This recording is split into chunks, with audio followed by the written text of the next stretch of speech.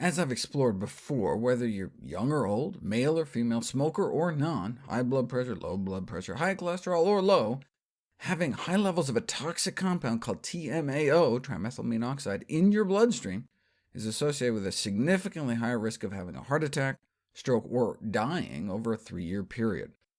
Where does TMAO come from?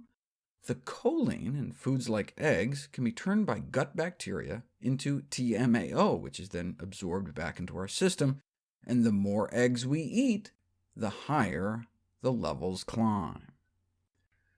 Given the similarity in structure between carnitine and choline, the same group of Cleveland Clinic researchers wondered if carnitine, found in red meat, energy drinks, and supplements, might also lead to TMAO production, so they put it to the test. If you feed someone a steak, their TMAO levels shoot up.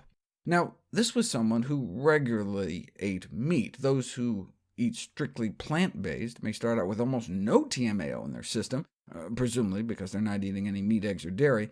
But even if the vegan eats a sirloin, almost no TMAO is made. Why? Presumably they don't have steak-eating bacteria in their guts. No TMAO is produced if you don't have TMAO-producing bacteria in your gut. If you don't regularly eat meat, then you're not fostering the growth of the meat-eating microbes that produce TMAO. This suggests that once we develop a plant-based gut ecosystem, our bacteria will not produce TMAO, even if we eat meat every once in a while. However, we still don't know how rapidly gut bacteria shifts after a shift in our diet, but it does not appear to be all or nothing. If you take men eating the standard American diet and have them eat 2 sausage, egg, and cheese biscuits before and after just 5 days of eating lots of high-fat meals like that, you can boost TMAO production even higher. So it's not just do you have the bad bugs or not, you can apparently breed more of them the more you feed them. On the other hand, meat-free diets have been demonstrated to have a profound influence on human metabolism. You can analyze a urine sample and tell what kind of diet people eat based on measurements like how low their TMAO levels are in the urine of those eating egg-free vegetarian diets.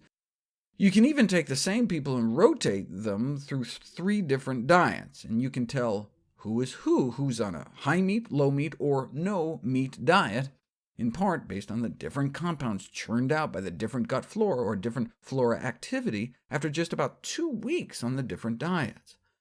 It's possible that some of the beneficial effects of whole plant foods may be mediated by the effects they have on our gut bacteria. At the same time, the standard American diet may increase the relative abundance of undesirables that produce toxic compounds, including the cardiotoxicant TMAO. Strictly plant-based diets have gained acceptance as a dietary strategy for preventing and managing disease, perhaps in part because of their rather unique gut flora, less of the disease-causing bacteria and more of the protective species. So all along, we thought the reason those eating plant-based had lower heart disease rates was because they were eating less saturated fat and cholesterol, but maybe their lower TMAO levels may also be contributing to their benefits thanks to their reduction of ingestion of carnitine and choline. I talked about the egg industry response to the choline revelation. How has the carnitine supplement industry reacted? Well, the former VP of Advocare, a multi-level marketing company that sells carnitine supplements like Slam, while getting slammed with lawsuits, finding them, for example, guilty of false, misleading, or deceptive practices, forced to pay over $1 million, in response to the research implicating carnitine and TMAO production, he questioned whether there was a secret vegan conspiracy at the Cleveland Clinic, restricting our intake of meat or carnitine supplements to prevent our gut bacteria from making TMAO, he argues, is like trying to prevent car accidents by restricting the sale of fuel.